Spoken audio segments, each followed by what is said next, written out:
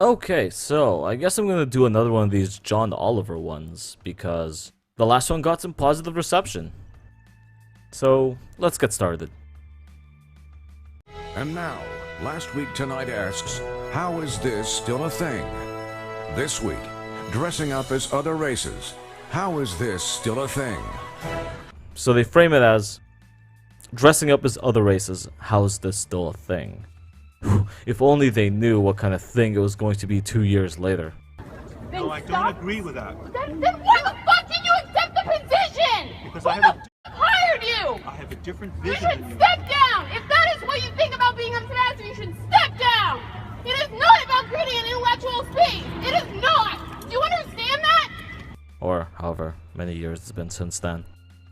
On Monday, MSNBC's Way Too Early celebrated Cinco de Mayo in a somewhat questionable manner. It is Cinco de Mayo, the 5th of May, celebrating Mexican heritage and pride. It's also an excuse to drink tequila on a Monday morning at work. Yes, that's professional reporter and white guy Louis Bergdorf. Now, here's their first attempt at outrage and race baiting, I guess. I'm not sure how to categorize this, but they clearly point out that the white guy is the one drinking tequila and wearing a sombrero, and that's somehow inherently racist and shouldn't be done. So I just want to point out that telling a person of a specific race that they shouldn't do specific things or dress certain ways is racist in itself. In a sombrero, drinking from a tequila bottle. Because, you know, Mexico. But to be fair, that's just one network with bad judgment. This holiday is also known as Cinco de Drinko. Okay, two networks with bad judgment. Now, I find it kind of hypocritical to claim that these other networks have bad judgment when your show itself likened bringing back the death penalty to bringing back the McRib. The death penalty is like the McRib. So maybe you shouldn't throw rocks when you yourself live in a glass house. But let's just keep going. America has supposedly evolved past its use of racial characters in movies, TV, etc. What is etc., etc., mean in Japanese? But even with racism now officially over, We don't have racism in America anymore, so just knock it off with the charges of racism. some Americans just can't seem to let go of their obsession with dressing up in offensive outfits. Sarah High School football coaches dressed as members of the Jamaican bobsled team, blackface and all. Even when it's a shitty, out-of-date reference that no one had thought about for years.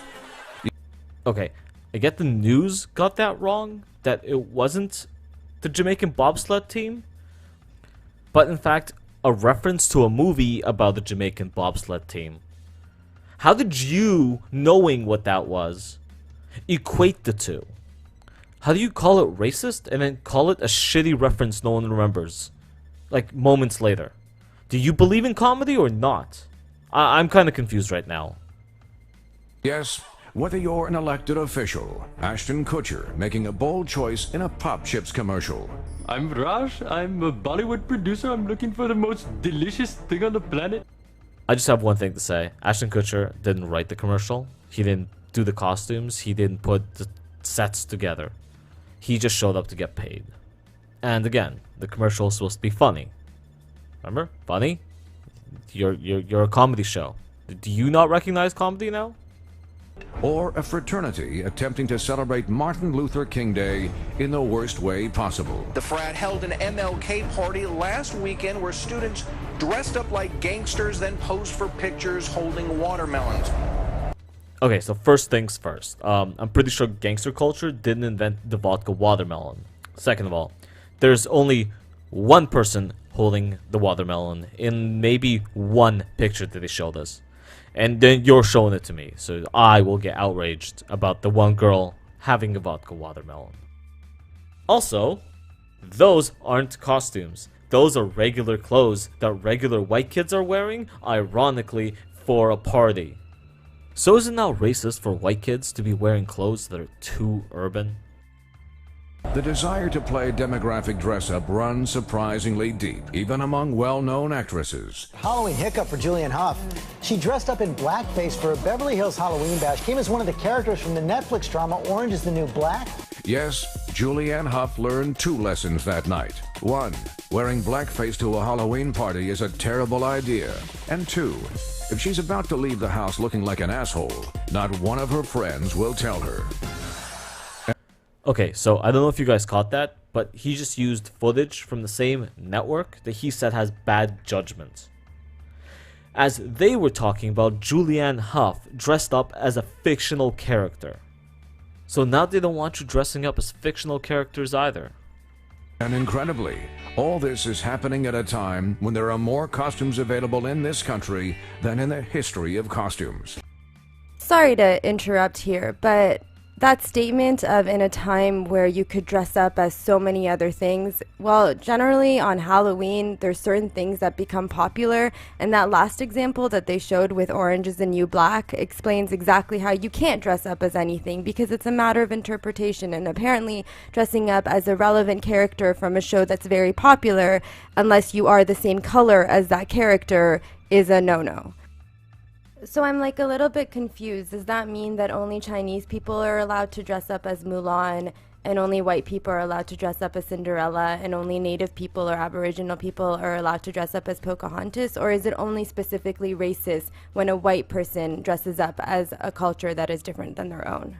You can dress up as a fireman, a nun.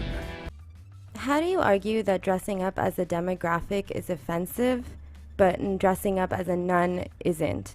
If I decided that my Halloween costume was going to be wearing hijab or a burqa, is that not offensive?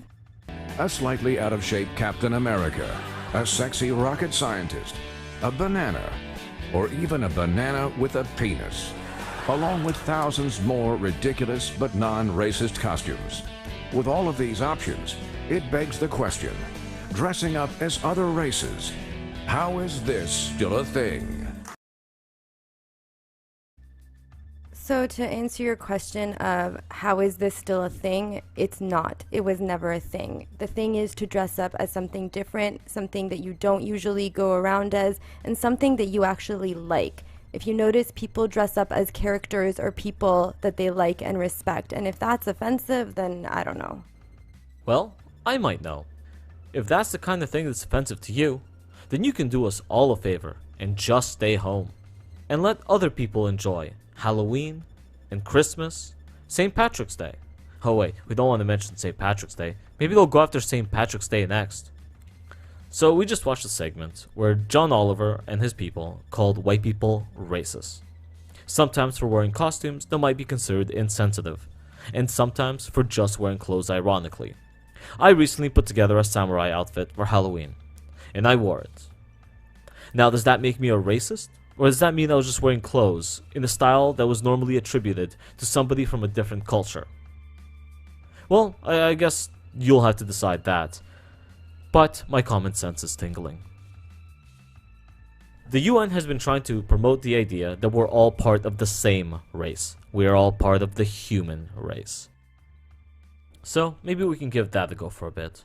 Consider ourselves human, as opposed to segregating ourselves every possible way we can. Alright, I'll talk to you guys later. That is probably the fairest review we've had so far. This is objectively stupid.